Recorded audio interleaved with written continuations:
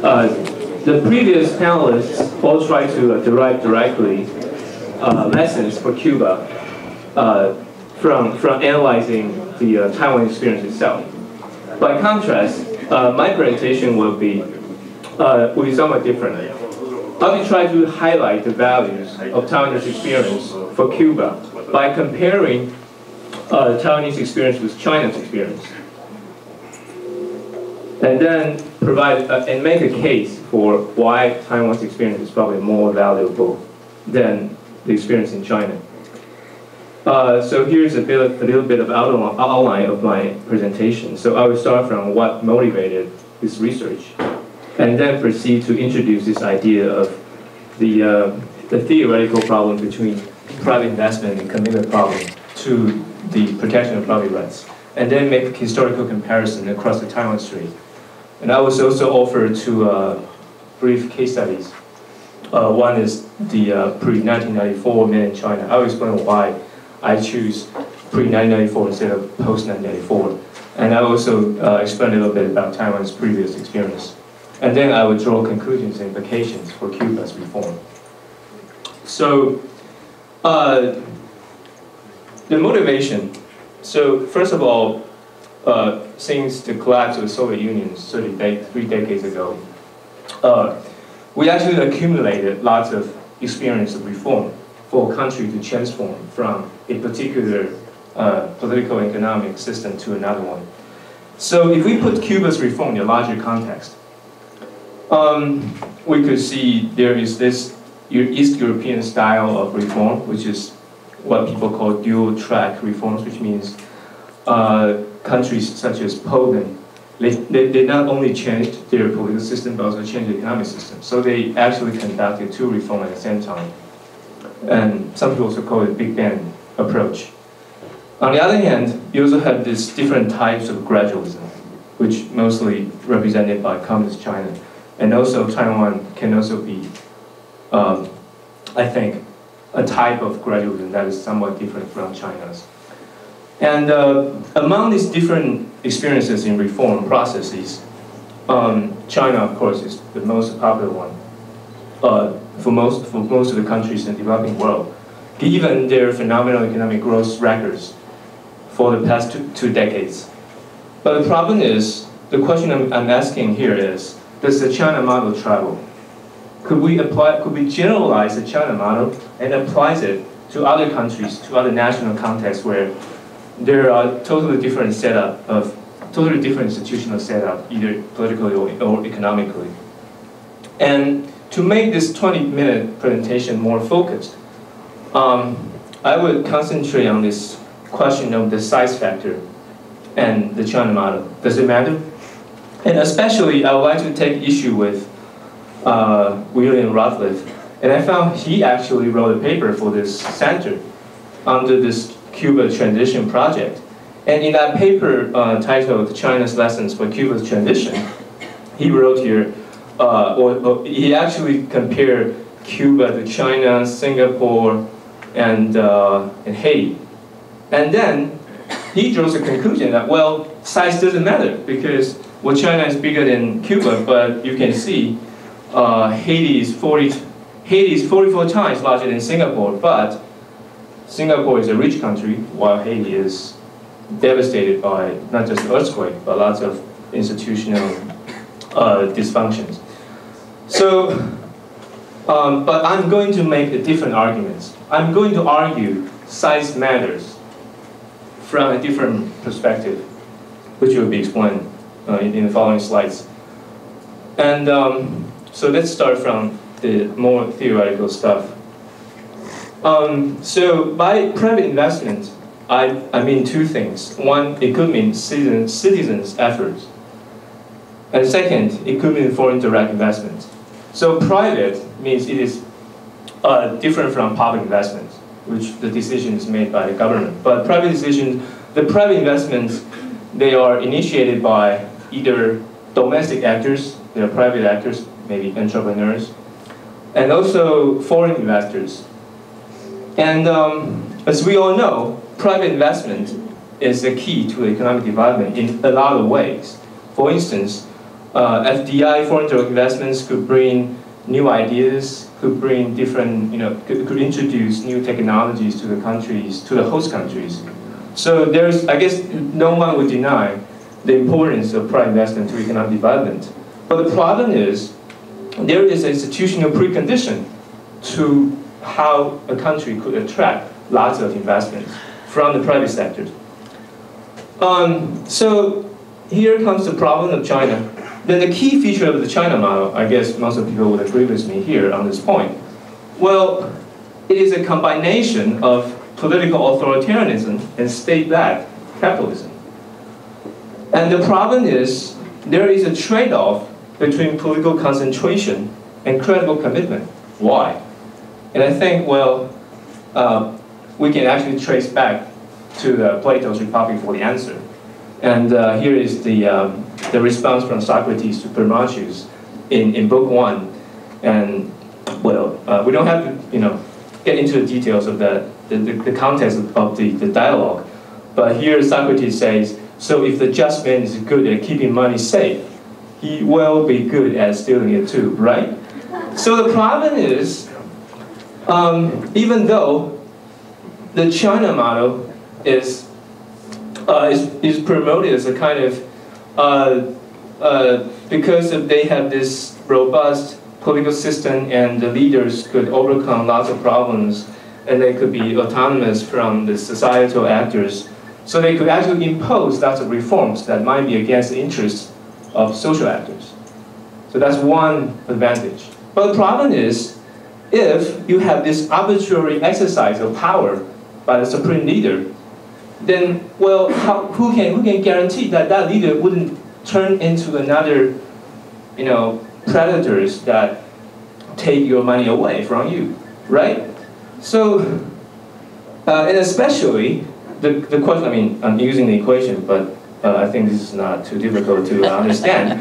So the problem is simply to say, there's a tiny consistency here. So before, well, for instance, before a foreign investor decide to invest in China, they might say, well, we'll offer you lots of tax reductions, lots of policy favors. But the problem is, when that foreign investor, if they are just too gullible, if they decided to invest, and then the government get into the boardroom and take all the money away, and you can't say anything because you're in their pocket anyway, right? So I think the problem is, we have to figure out what's the strategy of the Chinese government to attract foreign investments, probably not just foreign investment, but also how to mobilize or incentivize their citizens to exert more efforts in their daily production. And so I'm going to introduce another important feature of China's reform process. I call it territoriality and credible commitment.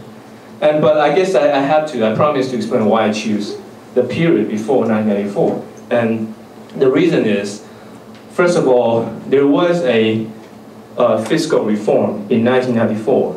And in fact, I won't get into the detail of that reform, but to put it shortly, the important thing is, after that reform, central government actually take most of the tax sources from the local governments. And these reform actually so fundamentally changed the incentive structure of local governments. So, and it is so important because it changed the economic momentum in China from industrialization to urbanization. And so I think it might be a little bit difficult to use this argument, or the argument I'm going to develop to the China after 1994. So I think I want to focus on pre-1994. And also, China's WTO accession in 2001 also changed a lot in terms of making the credible commitment to protecting the private property rights of foreign investors. And so I think the argument might not apply. But I think that's still important because even before 1994, you could still see these phenomenal growth records in China. So the problem is how can we explain the reason? So I think this is still relevant. Okay, so let me just briefly explain what's China's pre-1994 political economy and its commitment strategy. So first of all, there is this institutionalization of China's elite politics. So, I mean, it's still a authoritarian regime for sure. There's no denying of that. But the problem is, the problem arrangement of internal power structure within China's central government has been changed. And so, first of all, they had set up this promotion contract with local cadres. So I guess before the economic reform in China, starting from the 1970s, the promotion of cadres was somewhat just, very volatile. There is no logic or reasons, maybe purely based on the connections a particular cadre has with the top leaders. But now, after the economic reform, the government has set up a more clear rule for why a particular cadre could be promoted. And most importantly, economic development becomes the key requirement of your promotion. So it somewhat changed the incentive structure of those local cadres. And also the second strategy, commitment strategy, is the fiscal decentralization. And because China is big, so remember, I just explained a few slides before, size matters. So China, well, it's a country, right? But the problem is there are 31 different subnational jurisdictions, mostly provinces. And because the size of it, because the pure size of it, and also because of this fiscal decentralization, one of the most important institutional features in pre-1994 China. So actually, when foreign investors got into China, he can play a voting game in the sense that when that particular foreign investors invest in certain provinces or subnational jurisdictions, when he or she is unhappy with the local governments or how he or she was treated by them, then they can move their investments to another province. So that sort of exerts the pressure on local governments to perform much better than they would have been doing without that pressure. And also, this created kind of what scholars in China feel, the market-preserving federalism. It's not a federal state, I got to emphasize here, but it's a de facto federal state, simply because of this decentralized nature of the relationship between the central and local government in China. So these two important features compose of what I'm saying, it's commitment strategy. First of all, because its elite promotion is institutionalized, so for foreign investors, they can believe in those promises made by the local governments because promoting local economic development will be in the interest of those local cadres, right? And on the other hand, if they are unhappy with that particular, provincial leaders, they can move to other places. So this is more the case for foreign investors, though, because it will be difficult to say in China because the physical mobility is really not legal because of their strict registration system. But this is probably out of the point for this particular paper per se. And so the important conclusion drawing from this discussion is we have to pay attention to the fact that because the sheer size of China and also the territorial dimension of its economic development strategy, these different features actually help Chinese government to overcome its commitment problem. But the problem, we have to think about this a little bit here. Could this strategy be adopted by Cuba, given that it's a small island compared to China? So I think there's something I haven't heard about from other analysis. Okay, so now let's move to Taiwan's experience. So, okay, Taiwan, just like Cuba, it's also a small island. So in that way, it cannot adopt the similar strategy as China did. So what Taiwan did, it was actually setting up lots of export processing zones. So there are important economic functions or economic benefits of setting up these kind of zones. But what I'm arguing here is more about the political dimension of it. So there are also some other political benefits that the setting up export processing zones will help the government to attract foreign investments. So a little bit of the historical background. The establishment of EPZs in Taiwan was because the U.S. aid is going to be discontinued in 1965. So the Taiwanese government set up 3 EPZs directly following from that development. So they set up one in Kaohsiung in 1966, and then Nanjing and Tianjin in 1968. And also, this is just what I mentioned. There are lots of territorial constraints in China simply because of the size of it.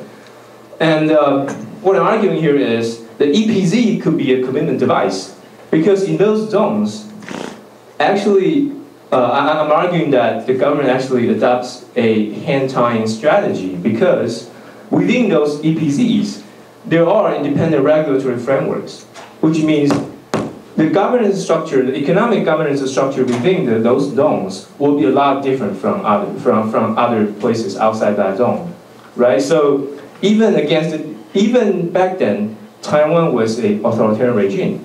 But the problem is, because the government actually tied their hands in those specific zones, so they help the government to convince those foreign investors it will be okay to come here. So this is beyond the fiscal and monetary incentives, and the government provide better property rights protection within the zone. So it's a little bit like China, but not entirely the same. So what's the implications of this for Cuba? So first of all, size matters. So there's some strategy that Cuba wouldn't be able to adopt, given the size of the Cuba. So I think, I guess not just Cuba. For lots of countries that are trying to imitate China, they should listen to this. Those dictators in Africa, for instance, they want to, still remain their monopoly over political power, and on the one hand, and also enjoy economic fruits on the other hand, like China does. But that's not impossible, unless they could adopt a very similar commitment strategy as China does. Second of all, the second conclusion is, well, I guess most of the audience here know what the modernization theory means. It just means political liberty or democracy will only come after economic development. But I'm called this a normative understanding of this is because, well, modernization theory is an empirical theory. But what I'm trying to argue here is, for Cuba, it might be better for it to develop economically first. Well, it's a little bit like what Professor Zhang has suggested. Cuba should adopt economic reform in the first place, and then wait until the social dynamics, such as the growth of the middle class in that society, for its democratic moment to come. And finally, well, I'm not a Cuba expert here, but I read some reports about this. The Raul Castro, actually, when he took power from Fidel Castro. But I guess Fidel Castro is still kind of the backseat driver a little bit. Yeah. I guess so. But the thing is, there's one thing that caught my attention when I read those documents, which was, Raul Castro actually said, he said, we actually would like to institutionalize the political system in the sense that they will impose a two-term constraints on their leaders. Well, you might say that's facade, but I guess that's at least that's show something that the government did try to do something about the political system. And I'm thinking maybe Cuba also wants to follow the path that China took, which is they want to institutionalize their political system. And then maybe that would satisfy one of the requirements I just said. But the second one is always hard because the size of Cuba is just too small. So it would be hard for that decentralization effect to happen in Cuba. And so... Kronos. Okay, thanks. So 1 minute is enough. And okay, so yeah, I guess this is just yeah, I think I finished my point. So yeah, I wait for some questions about this Raúl Castro and Cuba's democratic future. Thank you.